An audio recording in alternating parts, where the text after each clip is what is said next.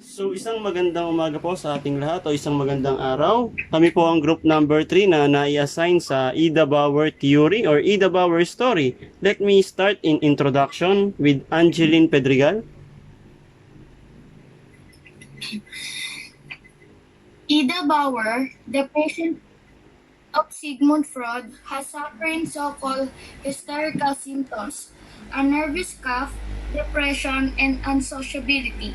She was resisting the advances of the family friend, and she rejected Freud's ideas and refused the treatment. But however, Freud sought to solve the problem through talking both doctor and patient. As medical techniques advanced, symptoms typically associated with hysteria were identified as symptoms of other diseases, such as various conversion disorders and etc. As the number of cases of hysteria Burgasa, Vienna, on the same street as Sigmund Freud resided. Her father is Philip Bauer, who was born on 1853 in Pollerskirchen, and Ida Bauer's father became a rich textile industrialist associated with the design and production of cloth goods. Ida Bauer's mother is Katerina Bauer, who was born on 1862 in Carnegie. After marriage, Philip Bauer and Katerina Bauer had two children, Otto and Ida. Otto and Ida were born in Vienna. Otto Bauer was born on September 5, 1881, and Ida Bauer was born on November 1, 1882.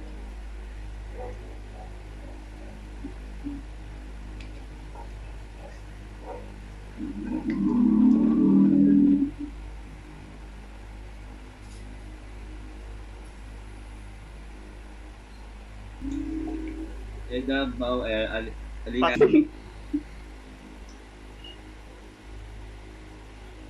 Oh.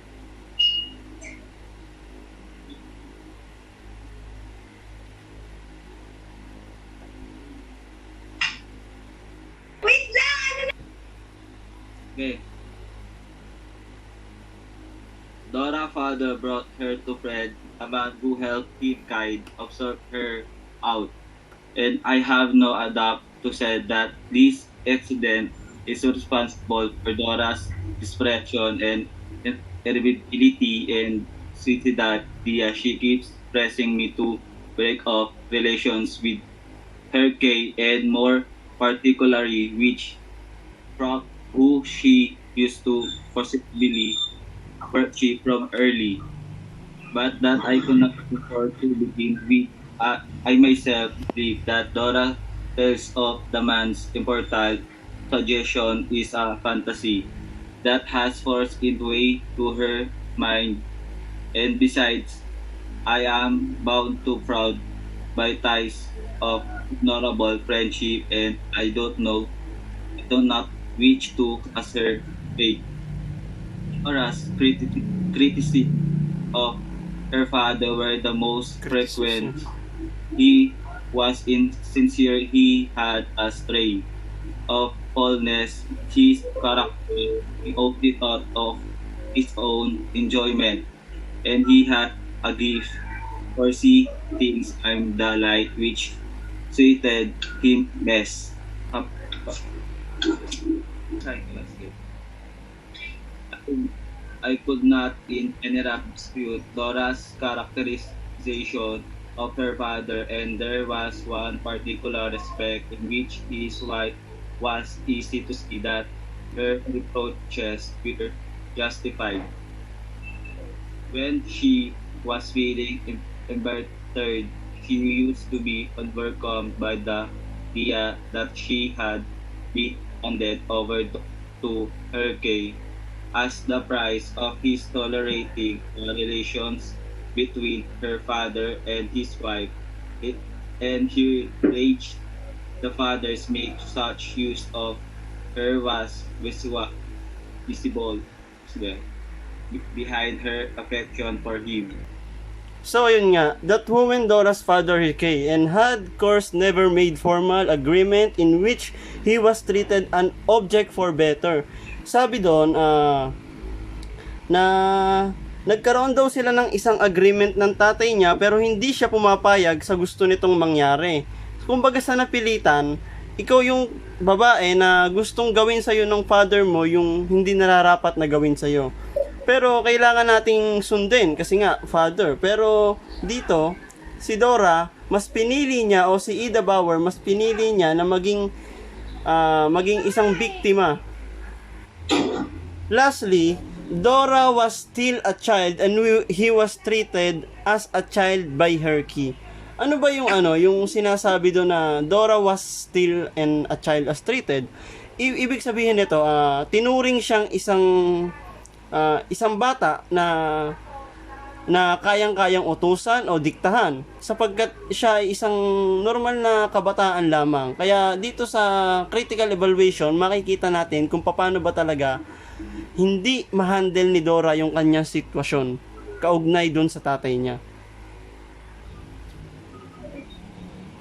Ida Bauer, 1882 to 1945, was Freud's Austrian patient whom he diagnosed with hysteria. By using the nickname Dora, he wrote a popular case study about her, fragments of an examination of a case of hysteria, year 1905 to 1901. Aphonia, loss of voice, was Bauer's most apparent hysterical symptom. Ida Bauer recounted two dreams to Freud, and on her dreams, Freud interprets the hysteria of Ida through the study as a manifestation of her jealousy towards the relationship between Croquet and her father, coupled with the mixed feelings of the sex approach of Croquet to her. He found it significant, although Freud was dissatisfied with the initial results of the case, as it raised his knowledge of the phenomenon of transition, for which he blamed his seeming failures in this case. So regarding in this Freud's interpretation, bale, puti. So, based on Freud's initial result, hindi siya naging satisfied sa naging nalalabasan ng kanyang analysis. So, he wrote a fragment of an analysis of a case of hysteria, which Dora commenced an analysis which brought at her father's instigation in October 1900s. She abruptly ended treatment 11 weeks later. Freud wrote up the case study soon afterwards, but did not publish it until 1905. Before considering the conclusions Freud drew from this case, I will summarize the facts relating to Dora's personal history, her social and family circumstances, and her symptoms as set out by Freud. Dora's father contracted tuberculosis when she was 6, and the family therefore moved to the country where they formed an intimate friendship with Herky and Croquet. Croquet, like Dora's father, was unhappily married, and the two of them embarked on an extramarital affair. Freud tells us that Croquet, in a similar way to Dora's father, came to rely on Dora as a confidante and advisor in connection to all her marital difficulties. We also learned that Dora's father suffered a detachment when Dora was 10, being treated in a darkened room, and that 2 years later, he experienced symptoms of paralysis and slight mental disturbance. Freud also informs us that Croquet nursed Dora's father through these various illnesses, apparently at one point talking him out of committing suicide. In the meantime, Herky was spending an increasing amount of time with Dora. Indeed, while Croquet was caring for Dora's father, Dora was with Herky caring for the couple's two small children, almost becoming a mother to them. Freud tells us that Dora came to learn that her father had contracted BD in the past and seemingly had infected her mother. Pause. Next. Game na ba? Anak na. Anak? Nalaman namin na may ihi pa siya sa kama. Sa edad na 12, si Dora ay nagdusa sa pag-atake ng sobrang sakit na ulo at ano? Ano daw? Nalaman namin na sa edad nilo, mayroong sino yun? Anak na. Nalaman namin sa edad na 8 ni Dora ay mayroon siyang tinatagong sakit na pag-ihi sa kama. Sa edad na 12, si Dora ay nagdusa sa pag-atake ng sobrang sakit ng ulo at pag-ubo ng nerbyo. Ang kanyang pag-atake ng sobrang sakit ng ulo ay tumaas ng bihira, ngunit nagpatuloy ang pag-ubo na tumatagal ng ilang linggo. Si Dora ay nagdusa ng kumpletong pagkawala ng bowels at vaginal discharge. Inilarawan ni Freud si Dora bilang entirely and completely hysterical. Sa edad na 17, sa yugtong ito, sinabi ni Dora na nasa masamang termino siya kasama ang kanyang mga magulang. Kaya't iginugol niya na lang ang oras sa pag-aaral at pagdalo sa mga lektura para sa mga kababaihan. Ibinigay sa kanya ni Freud ang pangalang Dora at sa Psychopathology of Daily Life, ipinaliwanag niya ng malalim kung ano ang maaaring walang malay niyang dahilan sa pagpili ng ganoong pangalan. Nang tanggapin niya ang mga papel, dapat bigyan ng nursemaid ng kanyang kapatid ang kanyang tunay na pangalan, Rosa, sapagkat ang kapatid na babae ni Freud ay pinangalanan na Rosa, sa halip na kunin ang pangalang Dora. Sa makatuwid, kung nais ni Freud ng isang pangalan para sa isang taong hindi maaaring mapanatili ang kanyang totoong pangalan sa oras na ito, upang maprotektahan ang pagkakakilanlan ng kanyang pasyente. Si Dora ang pangalan na ibinigay sa kanya. Sa una, naisip ni Freud na tawagin ang kaso ng mga pangarap at hysteria. At nakita ni Freud ang katwiran para sa mga publish ng fragmentary analysis bilang isang kontribusyon sa pagtatasa ng pangarap habang hinihintay ang kanya. Si Dora ay nagkaroon ng exaggerated emotion and uncontrollable emotion, na ang ibig sabihin ay masyado niyang dinamdam yung mga bagay na hindi niya mapigilan yung damdamin niya. At masyado niyang pinapalaki yung mga bagay-bagay, kaya natutunan ni Freud na pag-aralan siya bilang para mawala yung sakit niya.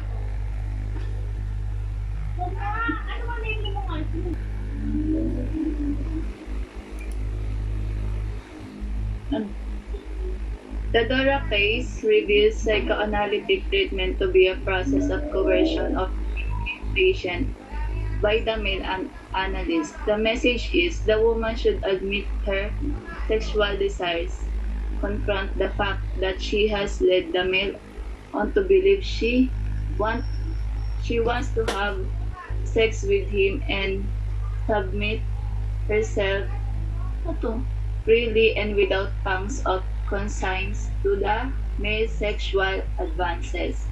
Sinasabi dito na sa kaso daw ni Dora, may pagpoproseso ng paggamot. Yung tawag doon, yung psychoanalytic, psychoanalytic na pinapaniwalaan na yung desire o unconscious thoughts, ganon. Bali sa pag-aaral na to, sinasabi na maging ang babae dapat aminin na meron din silang sexual na pagnanasa. Harapin ang katotohanan na pangunahan niya na ang lalaki makipagtalik sa kanya at isuko ang kanyang sarili ng malaya at walang pag-aalinlangan. Sa kaso ni Dora, ayun yung pinakapahiwatig ng kaso ni Dora. The analytical situation models this relationship of mastery and submission, but is transferred are not so much the sexual desires of the woman patient onto the male analyst as the power politics of the male analyst onto his patient. Transference is a theory that displays and disguises the This strategic mastery of the analyst or to turn Freud's interpretive strategies against it. Yun lang.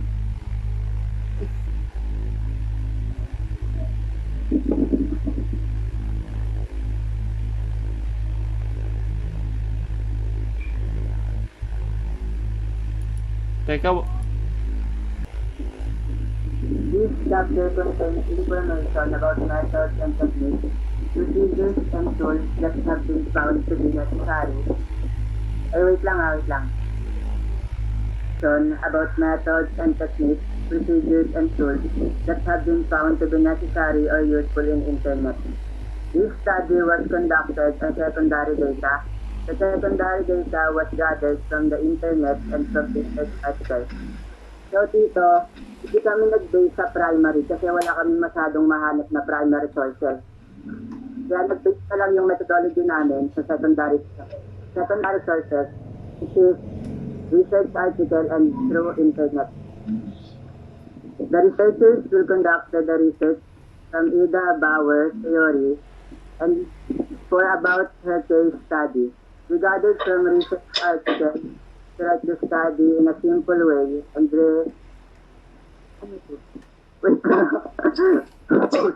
style. Different search engines. Yung ginamit namin ditong search engines ay Google to gather information about Ida Bauer's theory. Through internet, we gain different information about our topic and all of these are secondary sources. Sa secondary sources, may iba-ibang kwentong naganap kasi na iba-iba na nagdadagdagan tapos nababawasan din yung mga theory na nagaganap doon. Through internet, that's why we applied gathering information through secondary sources, which is internet because primary sources isn't available. We use internet-based research method that uses the internet to collect data and information about Ida Bauer's story.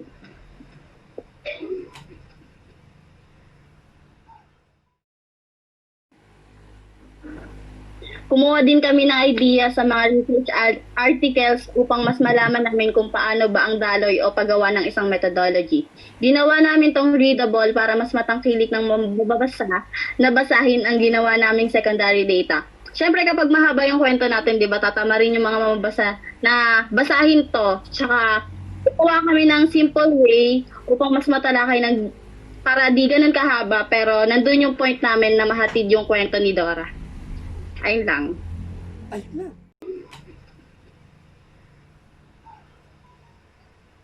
Recommendation. Dito po sa recommendation namin, konti lang yung mga kinuha kong recommendation kasi sobrang makikita naman natin simula po sa introduction hanggang sa methodology, makikita natin kung ano ba talaga yung kailangan ni Ida Bauer o ni Dora. Ida Bauer needs counseling psychology is a general practice and health service provider especially in professional psychology. Bakit? Bakit niya kailangan ng counseling? Kasi doon pa lang kay Freud, kay Sigmund Freud na tumutol na siya, kumbaga ayaw niya.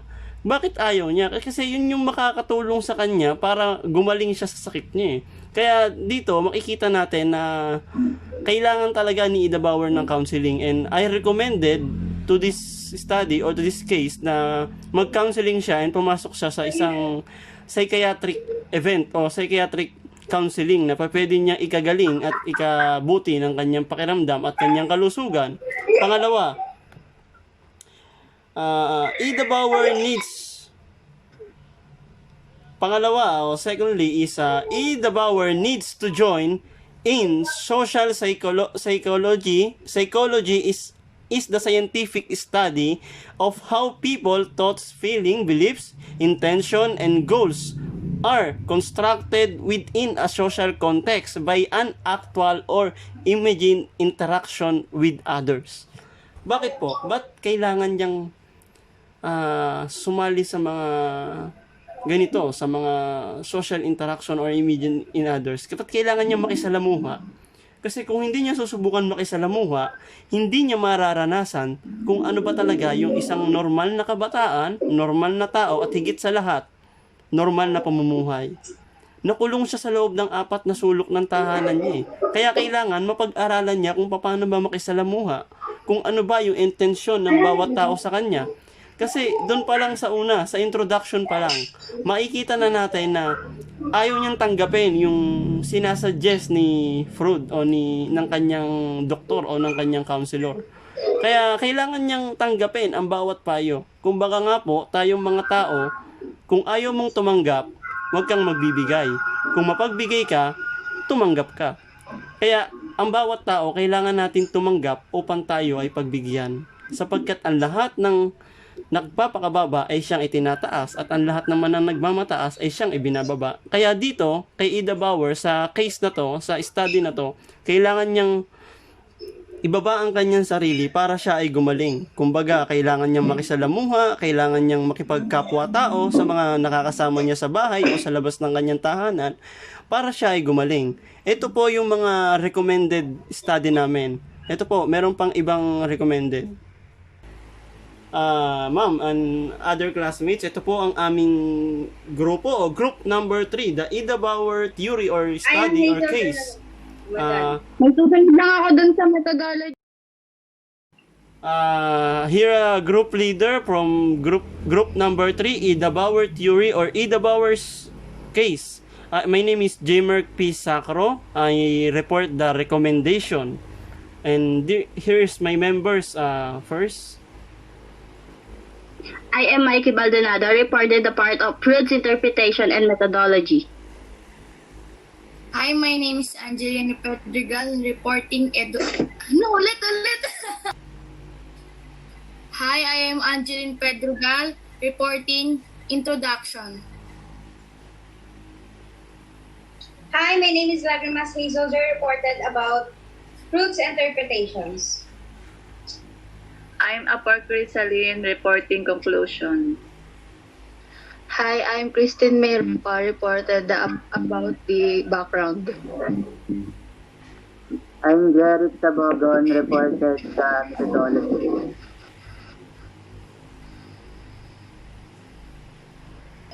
go. I, Guru Ashraf, and my report is critical evaluation.